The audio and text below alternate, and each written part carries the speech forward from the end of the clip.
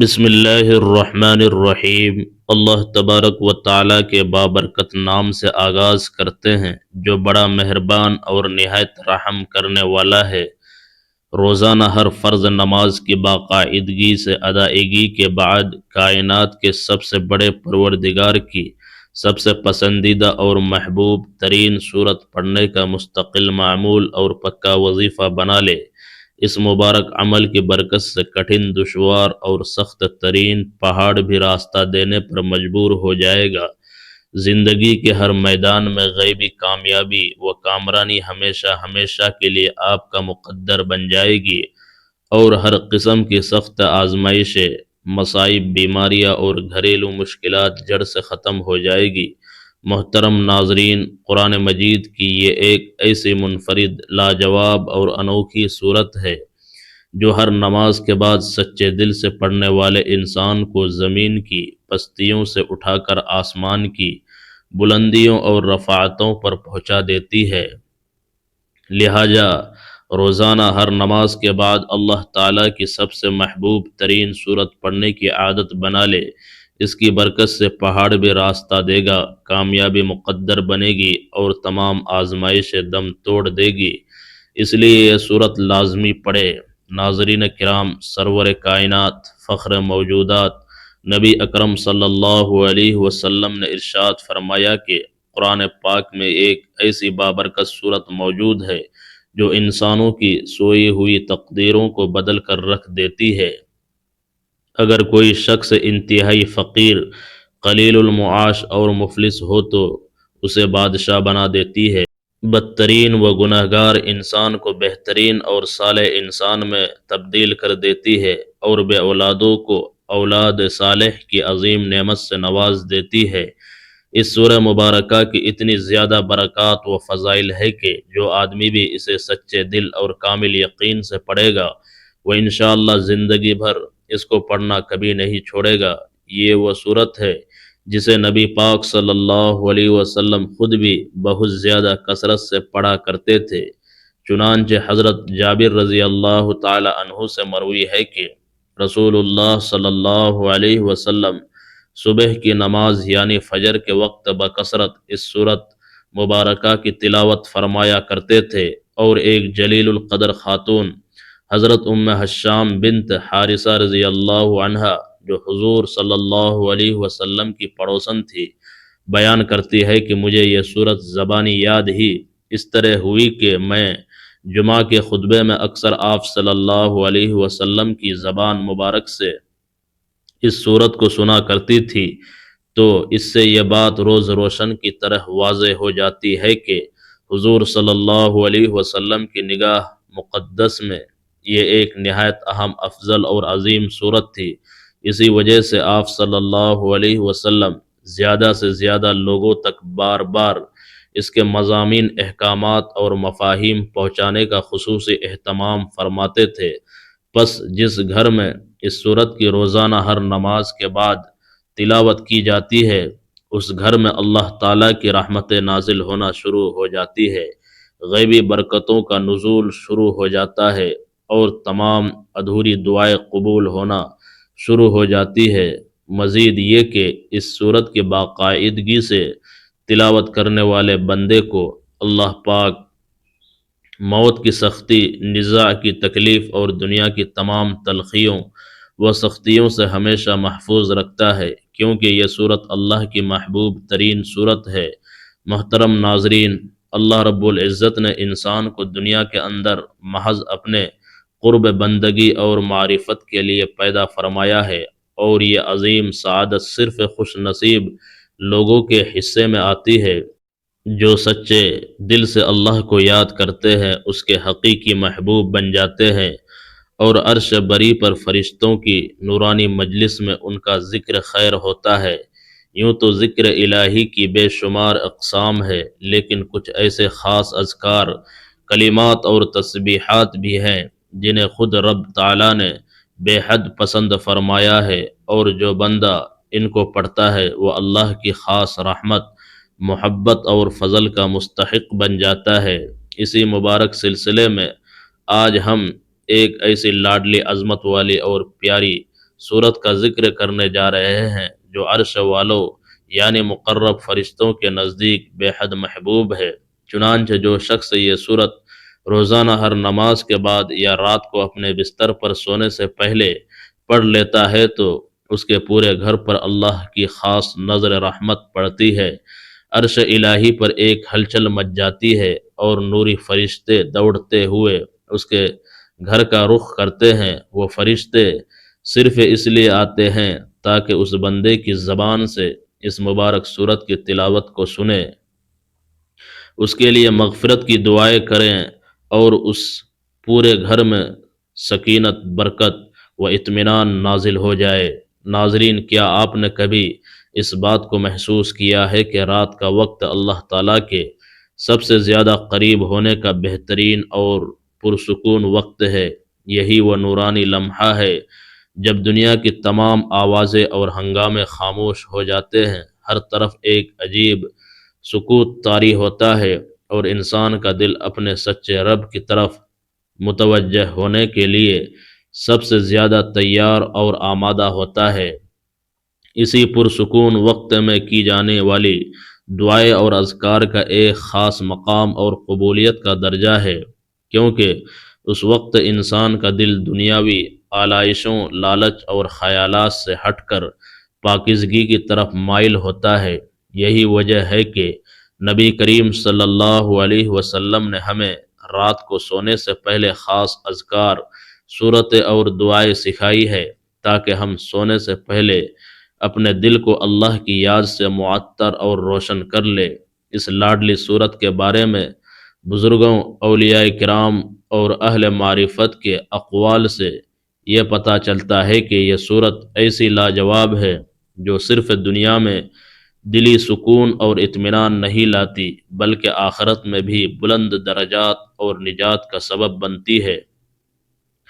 جو بندہ اس کو سچے دل سے پڑھتا ہے، اس کے تمام کبیرہ و صغیرہ گناہ معاف کر دیے جاتے ہیں، اس کی دعائیں فوری قبول ہوتی ہے، اور سب سے بڑھ کر یہ کہ اس کے دل میں اللہ تعالیٰ کی خاص معرفت اور محبت پیدا ہو جاتی ہے۔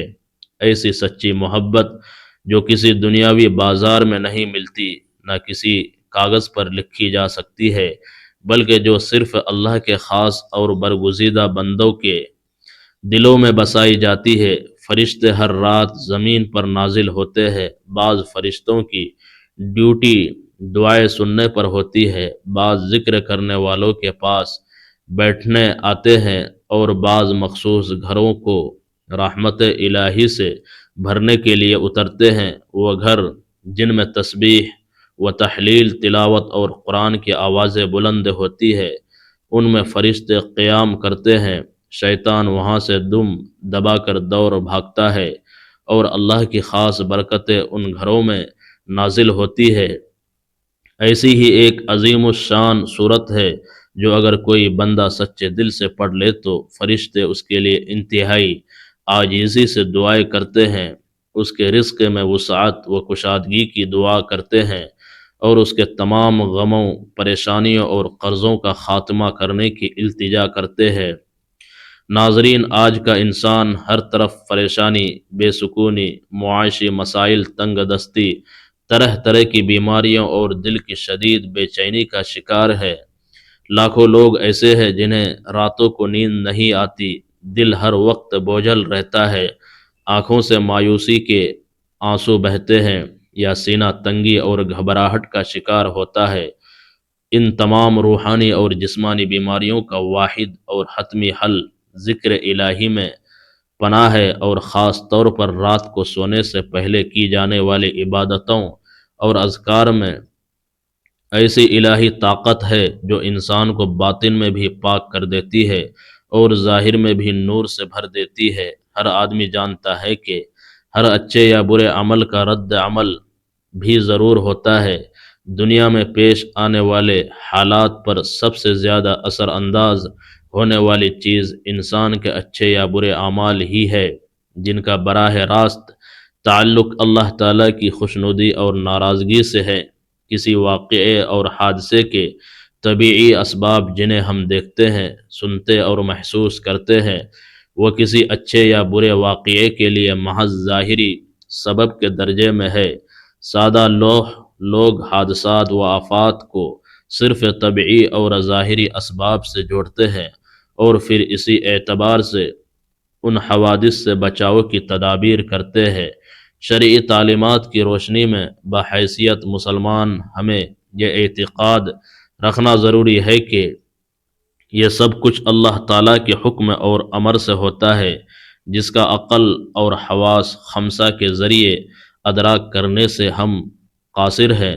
وہی الہی اور انبیاء علیہ السلام کے ذریعے اللہ تعالیٰ نے جزا و سزا کا جو غیبی نظام سمجھایا ہے، وہ ہمیں غیبی نظام کے بارے میں آگاہ کرتا ہے۔ وہ یہ کہ کسی بھی واقعے اور حادثے کا اصل اور حقیقی سبب اللہ تعالیٰ کی رضامندی یا ناراضگی ہے۔ اللہ تعالیٰ نے حالات کو خواہ اچھے ہو یا برے انسان کے اعمال سے جوڑا اور وابستہ فرمایا ہے۔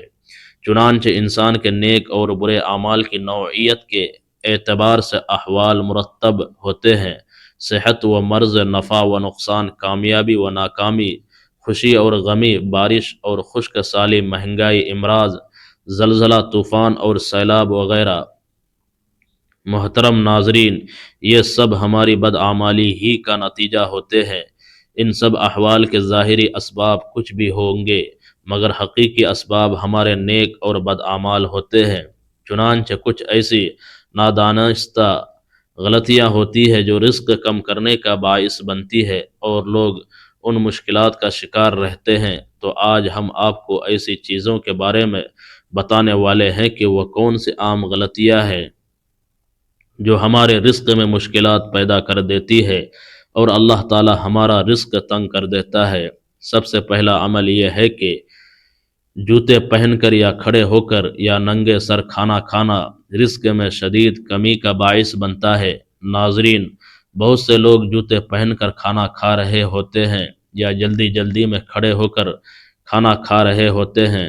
ہم بہت سے ایسی خواتین کو بھی دیکھتے ہیں جو ننگے سر بھی کھانا کھا رہی ہوتی ہے۔ مثلا ہمارے گھروں میں عورتیں بھی ننگے سر کھانا کھا رہی ہوتی ہے اور کھانا دے بھی رہی ہوتی ہے، جس کی وجہ سے ہمارے گھروں کا رزق تنگ کر دیا جاتا ہے۔ دوسری وجہ یہ ہے کہ بیت الخلاء یعنی واش روم میں ننگے سر جانا بھی ہمارے رزق میں کمی کا باعث بنتا ہے۔ عام طور پر دیکھا جاتا ہے کہ جب خواتین بیت الخلاء جاتی ہے تو ان کا سر ننگا ہوتا ہے۔ یہی ننگا سر ان کے رزق میں تنگی کا باعث بنتا ہے۔ اس بات سے خواتین کو سختی سے گریز کرنا چاہیے، کیونکہ اس سے رزق میں تنگی پیدا ہو جاتی ہے۔ ایک زمانہ تھا جب مہمانوں کو رحمت الہی سمجھا جاتا تھا، مگر آج کل کے دور میں مہمانوں کو زحمت سمجھا جاتا ہے۔ یہ بری عادت، یہ منفی سوچ اور یہ خصلت بھی گھروں میں اور معاشرے میں رزق کی تنگی کا باعث بن رہی ہے، بلکہ بن چکی ہے۔ تو ہمیں چاہیے کہ مہمان کو ہمیشہ رحمت سمجھے، کیونکہ مہمان اللہ پاک کی طرف سے برکت و رحمت لے کر آتا ہے۔ محترم ناظرین، حضرت آدم علیہ السلام کو جنت سے نکالے جانے اور ابلیس کے ملعون ہونے کی وجہ بھی یہی گناہوں کی نحوستیں تھی۔ قوم نوح اور عاد سمود کو بھی گناہوں کی وجہ سے عذاب سے دوچار کیا گیا۔ گناہوں کے بے شمار بڑے نقصانات ہیں۔ ناظرین، صرف یہی نہیں بلکہ گناہوں کے بے شمار برے اثرات اور نقصانات ہیں جو انسان کے ذہنی، جسمانی اور روحانی کردار پر بھی زائل ہوتے ہیں، اور اس میں سب سے بڑا نقصان یہ ہے کہ گناہوں کے ارتکاب کی وجہ سے انسان نور الہی اور علم و عقل سے محروم ہو جاتا ہے۔ چنانچہ امام شافعی رحمۃ اللہ علیہ فرماتے ہیں کہ میں نے اپنے استاد سے کمزور حافظے کی شکایت کی تو انہوں نے مجھے ترک معاصی یعنی ترک گناہ کی نصیحت فرمائی، اور آپ نے یہ بتایا کہ علم اللہ کا ایک نور ہے اور اللہ کا نور گنہگار کو نہیں دیا جاتا۔ محترم ناظرین، گناہوں کا ایک اثر یہ بھی ہوتا ہے کہ انسان کی روزی اور رزق میں تنگی آ جاتی ہے۔ یاد رکھیے کہ حصول رزق اور فراخی معاشی کے لیے ترک گناہ سے بہتر کوئی چیز نہیں۔ اللہ تعالیٰ فرماتے ہیں کہ جو شخص اللہ سے ڈرتا ہے اور گناہوں سے باز آ جاتا ہے، اللہ اس کے لیے مشکلات سے نکلنے کا راستہ پیدا کر دیتا ہے اور اسے ایسی غیبی مقام سے رزق دے گا جہاں سے اس کا وہم و گمان بھی نہیں جاتا۔ محترم ناظرین، اب ہم جان لیتے ہیں کہ آپ نے کیا وظیفہ پڑھنا ہے اور کس ترتیب سے پڑھنا ہے تاکہ آپ کے تمام معاشی اور روحانی مسائل حل ہو سکے۔ روزانہ ہر نماز کے بعد باوضو مصلی پر بیٹھ کر آپ نے سب سے پہلے اپنے مقاصد کی نیت کرنی ہے، پھر نبی کریم صلی اللہ علیہ وسلم کی ذات مبارکہ پر درود پاک پڑھے۔ درود ابراہیمی افضل ہے۔ اس کے بعد 7 مرتبہ قرآن پاک کی سب سے عظیم صورت سورہ فاتحہ پڑھے۔ بسم اللہ الرحمن الرحیم، الحمد للہ رب العالمین، الرحمن الرحیم، مالک یوم الدین، ایاک نعبد و ایاک نستعین، اہدنا الصراط المستقیم، صراط الذین انعمت علیہم غیر المغضوب علیہم ولا الضالین، آمین۔ اس کے بعد حسبنا اللہ و نعم الوکیل کی ایک تسبیح 100 مرتبہ پڑھے اور آخر میں استغفار پڑھ کر اللہ کے حضور رو کر گڑ گڑا کر دعا مانگے۔ خصوصاً عشاء کے بعد یہ عمل کرنے سے تمام مالی مسائل غائب سے حل ہو جائیں گے۔ سورہ فاتحہ قرآن کی مختصر و جامع صورت ہے جس میں ایک رکوع، 7 آیات، 27 کلمات اور 140 حروف ہے۔ امام مجاہد کے مطابق یہ مدینہ میں نازل ہوئی، جبکہ ایک قول کے مطابق یہ مکہ اور مدینہ دونوں میں نازل ہوئی۔ امام سیوطی کے مطابق ابلیس زندگی میں 4 مرتبہ چیخ مار کر رویا، جب اس پر لعنت ہوئی، جب زمین پر اتارا گیا، جب نبی صلی اللہ علیہ وسلم نے اعلان نبوت فرمایا اور جب سورہ فاتحہ نازل ہوئی۔ حضرت علی رضی اللہ عنہ فرماتے ہیں کہ یہ سورت عرش کے نیچے ایک خاص خزانے سے نازل ہوئی۔ امام فخر الدین رازی فرماتے ہیں کہ جہنم کے کل 7 دروازے ہیں اور سورہ فاتحہ میں عذاب پر دلالت کرنے والے وہ 7 حروف سا جیم خا زا شین ضاد فا نہیں ہے جو جہنم کے ناموں یا عذاب کے شروع میں آتے ہیں۔ اس کا نہ ہونا اس بات کا اشارہ ہے کہ جو بندہ اسے سچے دل سے پڑھے گا وہ جہنم کے 7 دروازوں سے اور دنیا و آخرت کے تمام عذابوں سے ہمیشہ کے لیے محفوظ رہے گا۔ اللہ تعالی ہمیں قرآن پاک پر عمل کرنے اور اس کی برکات حاصل کرنے کی توفیق عطا فرمائے، آمین۔ محترم ناظرین، ویڈیو پسند آئے ہیں تو لائک شیئر کیجئے اور ہمارے چینل کو سبسکرائب کیجئے۔ اللہ تعالیٰ کے 99 ناموں میں سے ایک نام لکھ کے کمنٹ سیکشن میں خدا ہم سب کا حامی و ناصر ہو۔ جزاک اللہ خیرا کثیرا۔